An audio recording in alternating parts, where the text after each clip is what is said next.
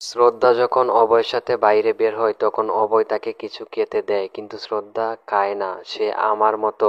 Hello বন্ধুরা, কেমন আছেন সবাই? আশা করি সবাই ভালো আছেন। ভাগ্যরেখা সিরিয়ালের আগামী পর্বের আপডেট নিয়ে চলে আসলাম আপনাদের মাঝে। বিস্তারিত জানতে ভিডিওতে একটি লাইক দিয়ে সম্পূর্ণ ভিডিও দেখতে থাকুন।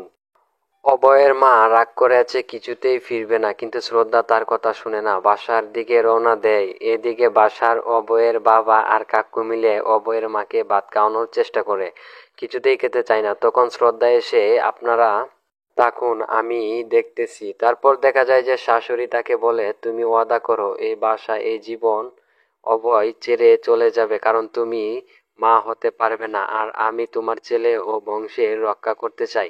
শ্রদ্ধা অশ্রুদিক চোখে ওয়াদা করে এবং শাশুড়িকে খাওয়ানোর বলেও এ কথা।